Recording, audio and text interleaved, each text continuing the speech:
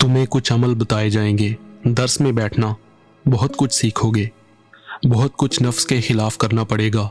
देखो दुनिया बहुत मुख्तसर है, वो देखो ग्लोब, देखो। ये कहकर बाबा साहब अपनी जगह से उठे। एक तरफ ग्लोब रखा हुआ था, उसे उठा कर लाए और बेतकल्फी से मेरे पास बैठ के, देखो बस इतनी सी है दुनिया, तुम कौन से दूर हो, तुम्हारे अहले खानदान कहाँ दूर हैं। ये देखो ये पाकिस्तान है, इसमें ये तुम्हारा शहर कराची है, कौन सी जगह दूर है। 2 कदम उठाकर जहां दिल चाहे चले जाओ, लेकिन जल्दबाजी नहीं। दुश्मन पर निगाह रखो, पहले उसे उसके नापाक इरादों में पस्त करो, उसे शिकस्त का एहसास दिलाओ। इसके लिए तुम्हें काम करना पड़ेगा, मुझे रहनुमाई दरकार होगी, मैंने कहा। बाबा साहब खामोश रहे। देर तक खामोश रहने के बाद बोले, क़याम का बंदोबस्त कर दूं? चंदन हरी सुखराम बल्कि वो पूरा खानदान बहुत नेक है, उनकी बेहतरी ये है कि उनसे फासला रखो। खसियानी बिल्ली खंबा नोचे, क्या समझे। लेकिन मैं एक बात से परेशान हूँ, आप लोग कौन सी दुनिया के बासी हैं, क्यों एक अजनबी के लिए ये सब कुछ कर रहे हैं। वो गैर मजहब के लोग हैं, उन्होंने मेरे लिए बरेली से बावर्ची बुलाया, मैं उन्हें बस जंगल में मिल गया था, और आप मेरा इंतज़ार कर रहे थे। बाबा पर्दापोश ने कुछ लम्हे तवक्कुफ किया, फिर बोले, अभी बिनाई कम है आंखों की और अकल भी, तेज़ हो जाएगी तो सब समझ में आ जाएगा। कहा था तुमसे, अहमद अली ने बताया था कि इस दुनिया से कुछ ऊपर दुनियावी हुकूमत के अलावा एक रूहानी हुकूमत भी होती है, जहाँ तमाम ओहदेदार होते हैं, उनके मर्तबे भी अलग अलग होते हैं, वो अपने काम करते हैं, ये शैतानत के खिलाफ सफरा होते हैं, उनके मिशन के लिए जो भी काम करता है वो उसके गिर्द होते हैं, और इसके लिए ज़रूरी है कि बेलौस सच्चाइयाँ फितरत में हूँ। तुम्हारा शहर लाना था, मेरे पास आना था, ज़रिया वो लोग बने, उन्हें बनना था। मैं क्या और चंदन हरी क्या, मेरे पूरे बदन में थरथरी दौड़ रही थी, एक एक लफ्ज़ रूह में उतर रहा था, एक अजीब सा एतमाद, एक भरपूर हौसला। मैं तन्हा कहाँ हूँ, हर बुरी जगह से बचाया गया हूँ। गौर करता तो अब एहसास हो रहा था कि कौन सी जगह थी जहाँ मुझे बेबस रहना पड़ा था। हर जगह मेरी हिफाजत की गई, कहीं भी मुझे मायूस नहीं किया गया। शैतान को धोखा देना आसान नहीं होता, लेकिन कभी कभी वो अपनी मक्कारियों के जाल में खुद फंस जाता है। तुम्हें एक सलाहियत दी गई कि तुम मरीजों के अंदर झांक कर उनकी बीमारियां तलाश कर लो। ये कुव्वत शैतानी लालच ने दी थी, लेकिन असल काम उन लोगों को सेहत देना थी जिनकी सेहत उनकी तकदीर थी। तुम ज़रिया बने, उस कुव्वत को तुम्हारी आंखों में मुंजमद कर दिया गया। अब उसे शैतानी अमल तुमसे नहीं छीन सकता, क्योंकि तुम उनकी दुआओं में छुप गए जिन्हें तुम्हारे ज़रिए सेहत मिली, और वो कुव्वत तुम्हारी मलकियत बन गई। मैंने गर्दन झुका ली। अचानक बाबा साहब ने किसी को आवाज़ दी, अफलाक, एक कमरा ज़रूरत की चीज़ों से आरास्ता कर दो। ये नाम दूसरी बार सुना था, लेकिन कोई नज़र नहीं आया था। अलबत्ता थोड़ी देर के बाद वही शख्स आया जिसने गेट पर इस्तकबाल किया था। उसने मुअद्दबाना लहजे में कहा, आइए जनाब, जाओ आराम करो, मैं तुम्हें खुद बुला लूँगा। मैं उस शख्स के साथ बैठक से बाहर निकल आया। एक राहदारी में चलते हुए मैंने उस शख्स से पूछा, तुम्हारा नाम क्या है? अशरफ अहमद, उसने जवाब दिया, और मैं खामोश हो गया। इसका मतलब है कि ये अफलाक नहीं है। जो कमरा मुझे रिहाइश के लिए दिया गया था वो बिल्कुल सादा, लेकिन ज़रूरत की हर चीज़ से आरास्ता था। मुझे यहाँ आकर बेहद सुकून महसूस हुआ। कोई वली या दरवेश नहीं था कि अपने साथ पेश आने वाले वाक़यात की फ़िक्र ही ना होती। बड़ी मुश्किलों से गुज़र रहा था, दय्यारे गैर में था। मेरे भाई भी यहाँ आए थे, वो मेरी गुलू खलासी से मायूस होकर वापस गए थे। घर वाले सब्र के सिवा और क्या कर सकते थे। मुमकिन है कि हुकूमत पाकिस्तान मेरे सिलसिले में कुछ कर रही हो। जाहिर है कि मुझे इस बारे में कुछ मालूम नहीं था, लेकिन अब जब बाबा पर्दापोश ने मुझे कुछ बातें बताई थीं तो मेरे दिल की कैफियत ही बदल गई थी। मुझे उस पनाह का इल्म हुआ था जिस पर मैंने गौर ही नहीं किया था। अब दिल को बड़ी धारस हो गई थी। 2 दिन तक बाबा पर्दापोश से मुलाकात नहीं हुई, लेकिन मुझे ज़र्रा बराबर कोई तकलीफ नहीं हुई। तीसरे दिन बाबा साहब खुद मेरे कमरे में आ गए। चेहरा बदस्तूर पोशीदा था। ठीक हो कामरान? जी अल्लाह का शुक्र है, कुछ लोग आने वाले हैं, उनके साथ बरेली शरीफ जाना है। एक नौजवान किसी मुश्किल में है, ज़रा जाकर देखो उसे क्या बीमारी है। अगर उसके इलाज के लिए रुकना पड़े तो रुक जाना, भरोसे की जगह है, तैयार हो जाओ, कुछ कपड़े भी साथ रख लेना। बहुत बेहतर, मैंने बड़े सुकून से कहा। मैं चलता हूँ, वापस आओगे तो नशिस्त होगी। ये कहकर वो चले गए। मैं ज़हनी तौर पर खुद को तैयार करने लगा। फिर मैंने उस अलमारी का जायज़ा लिया जिसके बारे में अशरफ ने बताया था कि उसमें मेरे कपड़े और जूते वगैरह हैं। अलमारी में शानदार सूट रखे हुए थे। अब तक मैंने लिबास तब्दील नहीं किया था और उन्हीं कपड़ों में गुजारा कर रहा था। जिस माहौल में था उसमें यह सब कुछ देखकर थोड़ा सा उलझ गया। क्या खुलिया इख्तियार करूं? लेकिन चंद ही मिनट के बाद अशरफ शेविंग सेट लेकर आ गया। इस बात का अंदाज़ा हो गया कि क्या खुलिया इख्तियार करना है। चुनाचे बहुत अरसे के बाद उसी खुलिये में आ गया जिसमें रहा करता था और मेरी भाभियां नज़र उतारती थीं। फिर एक खूबसूरत कार मुझे लेने आई। इसकी इत्तला भी अशरफ ने दे दी। जब मैं बाहर निकला तो अशरफ ने ही मुझे मेडिकल बॉक्स थमा दिया और बोला, बाबा साहब ने कहा है कि इसमें ज़रूरत की सारी चीज़ें मौजूद हैं। सुभान अल्लाह, मैंने दिल में सोचा। 2 अफराद मुझे देखकर कार से नीचे उतर आए। उनमें एक ड्राइवर था, दूसरा एक खुशपोश कोई 35 साला शख्स था। वो मुझे देखकर मुस्कुराता हुआ आगे बढ़ा और मुसाफे के लिए हाथ आगे बढ़ा दिया। मेरा नाम इफ्तिखार अहमद है, निज़ाम अली साहब का दामाद और उनके फर्म का मैनेजर हूँ। आपका इसम शरीफ कामरान मसूद। मैंने उससे हाथ मिलाकर कहा। बड़ी खुशी हुई, आइए। ड्राइवर पहले से पिछला दरवाज़ा खोले खड़ा था। मैं अंदर बैठ गया। मेरे बाद इफ्तिखार अंदर बैठ गया। ड्राइवर ने कार आगे बढ़ा दी। इफ्तिखार ने कहा, मुझे कहना नहीं चाहिए लेकिन कहे बगैर नहीं रह सकता, आप तो बिल्कुल नो उम्र हैं, जबकि मेरा ख्याल था कि आप कोई 70 साल तजर्बाकार सन्यासी बाबा होंगे। आपका ये ख्याल क्यों था? मैंने उसकी बातों में दिलचस्पी लेते हुए कहा, क्योंकि अंकल निज़ाम अली ने कहा था कि जहाँ मैं तुम्हें भेज रहा हूँ वो बड़ी काबिल एहतराम जगह है। वहाँ से जिस शख्सियत को तुम्हें लाना है उसको बड़ा एहतराम देना है, क्योंकि वो बहुत बड़े आला पाए के डॉक्टर हैं। वैसे मुझे इल्म है कि ये अल्फाज खुद अंकल निज़ाम अली के भी नहीं थे। फिर मैंने सवाल किया, दादा अबू, 100% दादा अबू, माफ़ कीजिएगा, निज़ाम अली के वालिद सैयद अली के, वो आज तक पीरी मुरीदी के चक्कर में फंसे हुए हैं। और अंकल निज़ाम अली, तौबा तौबा। ये तौबा तौबा क्यों? मुझे इफ्तिखार अहमद की बातें मज़ा दे रही थीं। बड़े खुफिया राज खोल रहा हूँ डॉक्टर कामरान, मरवा मत देना। बड़े खटकने लोगों के दरमियान बसर कर रहा हूँ। अरे नहीं, मैं हंस पड़ा। वादा, आपकी हर बात दिल में रखूँगा, एतबार किए लेता हूँ। अल्लाह मालिक है, असल में मैं खुद पेट का हल्का हूँ। इफ्तिखार अहमद ने गहरी सांस लेते हुए कहा। जी, मैंने कहा। तौबा तौबा वाली बात हो रही थी तो मैं बता रहा था कि नई नस्ल ने बस चंगेज़ खान की बातें ही सुनी होंगी, लेकिन अगर कोई उस दौर में चंगेज़ खान को देखना चाहे तो अंकल निज़ाम अली को देख ले। चंगेज़ खान से ज़्यादा जालिम, संग दिल, बेरहम।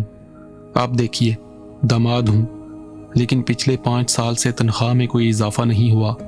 बेटी पर फूटी कौड़ी खर्च नहीं करते, जबकि मेरी तनख्वाह का आधा हिस्सा बेगम के ब्यूटी पार्लर में ही खर्च हो जाता है। तो बात तौबा तौबा वाली हो रही थी। वो जो कहते हैं ना, हर फिरौन के लिए मूसा का वजूद है, तो उनके लिए दादा अबू मौजूद हैं। बहुत सख्त मिजाज हैं क्या? मैंने पूछा। पता है मैंने तौबा तौबा क्यों कहा था? नहीं, मुझे नहीं पता। एक दिन इन गुनहगार आंखों ने देखा था कि दादा अबू यानी सैयद अली साहब हाथ में चप्पल लिए निज़ाम अली का गिरबान पकड़े उन्हें उनका बचपन याद दिला रहे थे। वो तो शुक्र की बात है कि इस दौर में भी दादा अबू के इंस्ट्रूमेंट्स कदीम हैं, वरना बात बड़ी ख़राब हो जाती। इंस्ट्रूमेंट्स? मैंने हंसते हुए पूछा। हाँ, 2 पट्टी वाली अस्फंज की चप्पल इस्तेमाल करते हैं, जिसकी आवाज़ तसल्ली बख्श होती है और चोट हल्की। मैं कहकहा मारकर हंस पड़ा। फिर मैंने कहा, मेरी निगाहों में तो निज़ाम अली साहब का मुकाम बहुत बुलंद हो गया है। इस कदर सआदतमंदी इस दौर में कहाँ देखने को मिलती है। गालियाँ मुनाफा हैं। दादा अबू की गालियाँ अगर किताबी शक्ल में छप सकती तो गालियों के अदब में एक गिरा कदर इजाफा होती। क्योंकि रिटायर्ड जिंदगी गुजार रहे हैं इसलिए नई नई गालियाँ तख्लीक करते रहते हैं, और चूंकि अकलौते बेटे के बाप हैं इसलिए वो सब निज़ाम अली साहब का विरसा होती हैं। कमाल के आदमी हैं आप इफ्तिखार साहब। मैंने कहा, इतना तो मैं घर में भी नहीं हंसा था। जी नहीं, इसमें मेरा कोई कमाल नहीं, बल्कि मैं एक बाकमाल तरीन घराने का दामाद हूँ। اور اس کی عکاسی کر رہا ہوں۔ بڑے عظیم تجربات ہیں زندگی کے۔ ساس صاحبہ یعنی عظیمہ عالیہ بیگم، نظام علی صاحب کے لیے دوسرا غم، یعنی ایک سرکش گھوڑے کی ٹرینر جو اپنی ٹریننگ پر ناز کر سکتی ہیں، اور اس جینیس خاندان کی مشترکہ تخلیق یعنی ہماری بیگم دل افروز، جنہیں ہم شمع افروزاں کہتے ہیں۔ پتہ نہیں کیوں، اچھا باقی آئندہ کیونکہ گھر آ گیا ہے، جسے ہم تنہائی میں عقوبت خانہ کہتے ہیں۔ بے حد خوبصورت کوٹھی میں میرا استقبال انہی 3 روایتی کرداروں نے کیا تھا، یعنی نظام علی، عالیہ بیگم اور دل افروز نے۔ دادا ابو البتہ موجود نہیں تھے۔ نظام علی نے آگے بڑھ کر مصافحہ کیا اور نحوت سے بولے، آپ ہیں ڈاکٹر کامران؟ جی مجھے کامران کہتے ہیں۔ بابا صاحب کا فون آیا تھا ابا میاں کے پاس کہ آپ آ رہے ہیں، آفس سے گھر پہنچ جاؤں۔ شکریہ۔ میں نے یہ کہہ کر دونوں خواتین کو بھی سلام کیا جن کے چہرے بگڑے ہوئے تھے۔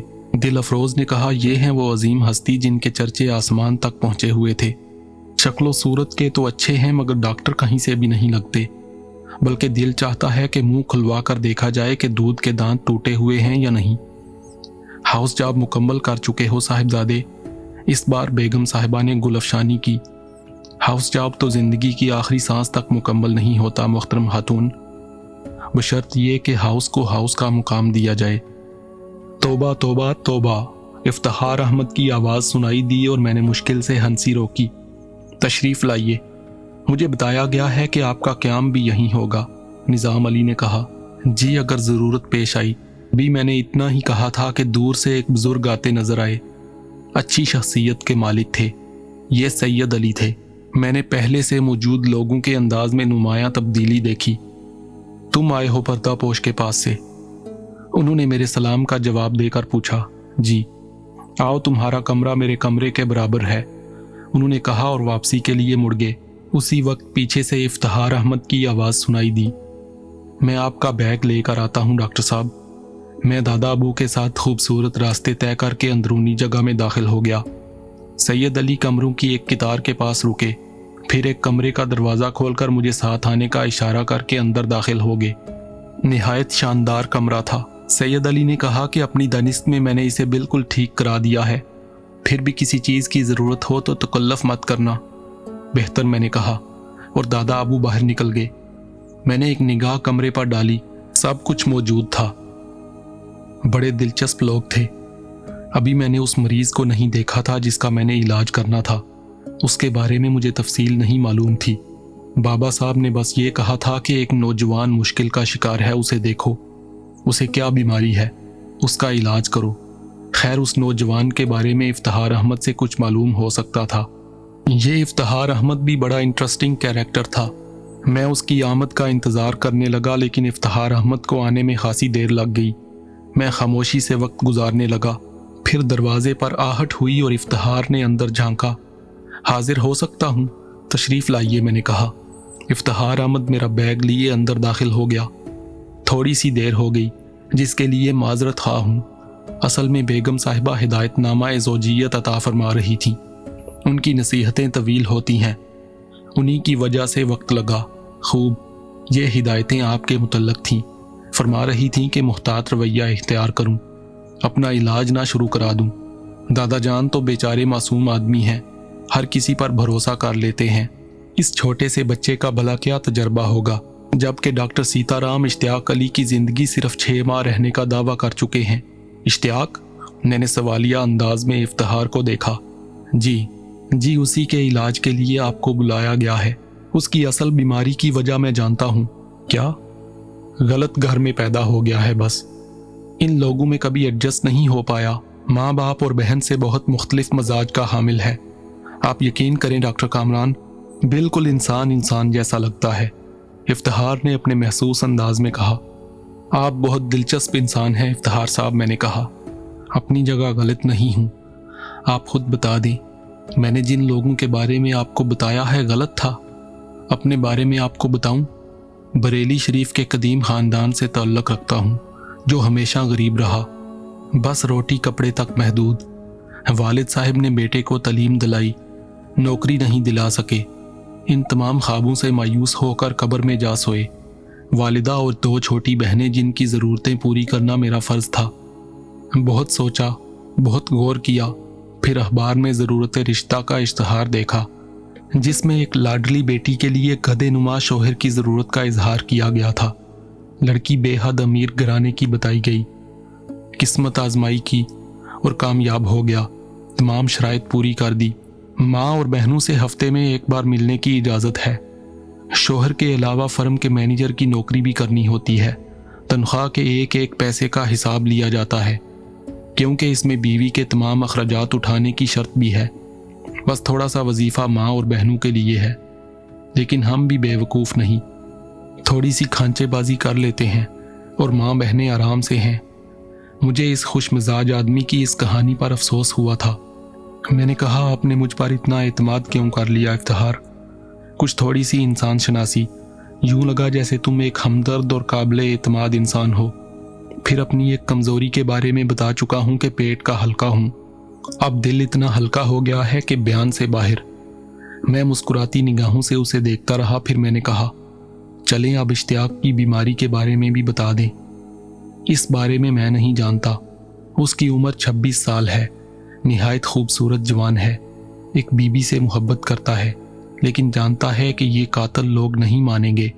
ओ, तो क्या ये है बीमारी? नहीं, वो मक्कार नहीं, उसे दौरे पड़ते हैं, उसकी हालत ख़राब हो जाती है। मुमकिन है कि मोहब्बत में नाकामी के एहसास ने असाबी निज़ाम मुतासर किया हो। सुर्खो सफ़ेद था, लेकिन अब काफ़ी कमज़ोर हो गया है। इसके अलावा बदन पर कभी कभी अजीब से निशानात नज़र आते हैं। इन लोगों को उसकी मोहब्बत के बारे में मालूम है? मैंने सवाल किया। बहुत बहादुर लड़की है, आराम से यहाँ इश्तियाक से मिलने आ जाती है। ओह, तो इन लोगों का क्या रवैया होता है? शदीद नफरत का इजहार करते हैं। वैसे ये लोग किसी से मोहब्बत नहीं करते। दादा जान ने इस मामले में मुदाखलत नहीं की। पोते के लिए उन्होंने अपनी ताकत इस्तेमाल नहीं की। नहीं कर सकते। क्यों? इसलिए कि वो लड़की हिंदू है। ओह, मैं हैरान रह गया। कुछ देर तक सोचने के बाद मैंने कहा, यह तो वाकई मुश्किल मसला है। क्या इश्तियाक उससे शादी के बारे में कहता है? वो कुछ नहीं कहता, लेकिन जब लड़की उससे मिलने आती है तो वो किसी को अपने दरमियान बर्दाश्त नहीं करता, और लड़की को उससे मिलने से रोका जाए तो उस पर दीवानगी तारी हो जाती है। लड़की का नाम क्या है? मैंने सवाल किया, लेकिन उसी वक्त दरवाजे पर दस्तक सुनाई दी। इफ्तिखार एकदम संभल गया। दरवाजे से दादा जान अंदर दाखिल हुए थे। इफ्तिखार जाने लगा तो दादा जान ने उसे रोकते हुए कहा, रुको इफ्तिखार, कोई काम है? नहीं दादा अबू, हुक्म। डॉक्टर कामरान को इश्तियाक के कमरे में ले चलें। डॉक्टर, आप उसे देखना पसंद करेंगे या? नहीं जनाब, मैं अभी देखना चाहता हूँ। चलें इफ्तिखार। मैं अपनी जगह से उठा तो इफ्तिखार ने जल्दी से मेरा मेडिकल बैग उठा लिया। फिर हम बाहर निकल आए। इश्तियाक के कमरे में दाखिल होकर मैंने इश्तियाक को देखा। वाकई हसीन नौजवान था। चेहरे के नकूश थोड़े से दिलफरोज से मिलते थे। गोरा रंग था, लेकिन उस वक्त मुरझाया हुआ था। आंखें बंद थीं। खास बात यह थी कि उसके सरहाने एक बेहद खूबसूरत बिल्ली बैठी हुई थी। यूं ही हम इश्तियाक की मुसहरी की तरफ बढ़े, बिल्ली उछलकर भागी और छलांग लगाकर रोशनदान से बाहर निकल गई। घर का कोई फर्द इस बिल्ली को नहीं पकड़ सकता। मैं कहता हूँ, इसे पकड़कर इतनी दूर छोड़कर आओ कि ये दोबारा यहाँ न पहुँच सके। अगर बिल्लियों को मारने की मुमानियत ना होती तो मैं इसे गोलियों से छलनी कर देता। जब देखो इसके पास घुसी रहती है। दादा जान गुस्से से बोले।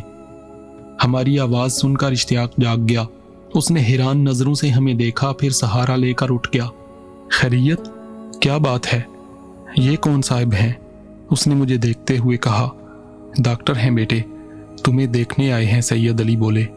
देखिए जनाब, आप भी देख लीजिए। वैसे तो मेरे लिए 6 माह की ज़िंदगी मुकर्रर कर दी गई है।